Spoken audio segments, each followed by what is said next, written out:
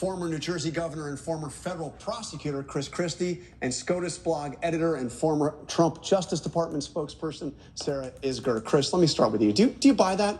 So he went to get the Deputy Attorney General of the United States went to spend 2 days in Tallahassee to talk to a woman in prison because he wanted to see if she had more information? Look, I joined the Justice Department 23 years ago as the U.S. Attorney in New Jersey. I worked under 4 different deputies attorney general, and I've watched a number of others since that time. Yeah. I have never seen this done, ever.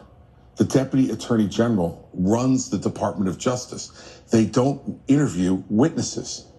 And so I wonder, the first question that popped to my mind as Sarah and I were talking about this was, you know, whenever you're a line assistant or anyone who's interviewing a witness, you bring at least 1 agent with you, if not 2. So there are a number of people taking notes and there are witnesses there. We have heard nothing about whether Todd Blanche brought anyone with him to verify whatever he's going to report back as a third independent source. This is highly unusual. And if they're building a case for what and against who? She's in jail for 20 years and her co-conspirator is dead. So what exactly are they doing? It makes it look even worse. I think this is a bad political move for the White House. On top of it, it makes it look like one of the people that is being accused of covering up, Todd Blanche, is now in charge of digging out the truth? So, I mean, my understanding is there were no career prosecutor that joined him. I guess, Sarah, one of the big questions, actually 2 questions, was this recorded? Will there be a transcript of this, and will that be made public? They better hope it was recorded. To not record something like this would be malpractice at this point on both sides. Maxwell's attorney would also need this recorded. And then, of course, this is to Chris's point about why this is sort of political malpractice, if not legal malpractice. Well, then, of course, there's going to be pressure to release the recording. You also have someone that they've interviewed who the Department of Justice had previously charged with perjury. So now they're going to say they do believe what she's offering them or they don't believe. It just puts the Department of Justice in a very difficult and unwinnable situation. One of the strange things that we've seen over the last few days, many strange things, is the idea of many of his supporters suggesting that Maxwell is some kind of a victim. So I want to play one of Epstein's accusers, one of his many accusers, one of his many actual victims, when asked about that. Take a listen. I've never met a more predatory, terrifying human being in my entire life. There's hundreds of us that were preyed upon by Ghislaine Maxwell. She's a very dangerous person. So it's completely unacceptable for anyone to call her a victim. The woman is not a victim. So that's Maria Farmer, one of the victims in this case.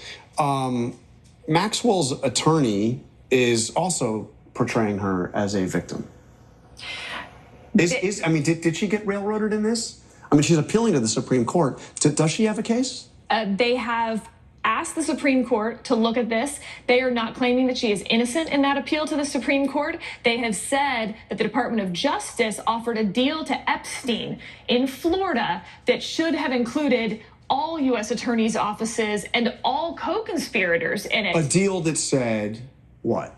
The deal for Epstein said that the United States would not bring charges against 4 victims / co-conspirators, including those 4. They're claiming that she should have been part of that deal as well. The Department of Justice, this Department of Justice, has filed a brief in opposition asking the Supreme Court not to take that in fact, this is very clear. The deal was meant for that U.S. Attorney's Office and that her prosecution could stand. But none of this goes to whether she was railroaded, whether she's a victim, whether she's innocent. None of that is mentioned. So Chris, the president has not ruled out a pardon or clemency of some kind for Ghislaine Maxwell. Could that really happen? Of course it could. Well, and what would it be? Charles Kushner was pardoned and then appointed ambassador to France. Yeah. You're acting as if this couldn't happen. If he wants it to happen, it will happen. Do you see that? Do you think he would do that? I don't know, John, but I will say this. This is what's going to make it a continuing growing political problem for him. because he looks like he's trying to get out of something. He looks like he's trying to cover things up. And sometimes appearance matters more than reality, as we know in this business, John. And here's his other problem. This is now broken in from shows like this to popular culture. He was on the ESPYs. The ESPYs crushed him. Yeah. Don't forget South Park. Well, that's what I was going to go to next with South Park. Let me just, before we go, I want to play something I thought was a little unusual.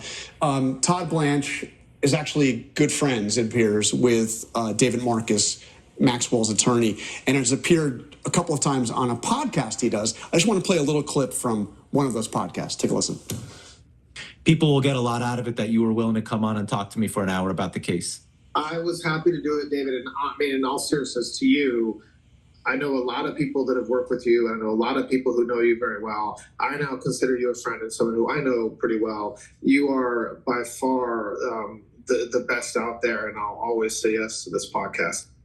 Okay, so by the way, the case that we're talking about was Trump's criminal case last year. That was last year. But look, I know prosecutors and defense attorneys are often friendly, but that seemed very chummy. Well, if you're looking to have a good defense attorney, you want that defense attorney to know the prosecutor. Nothing unusual about that part. No, and John, all I'd say is that it's interesting. If those two guys were the only two people in the room, other than Ghislaine Maxwell, you really going to believe what they say came out of that? All right, we'll see. We'll see who was there. Thank you very much, Sarah. Great.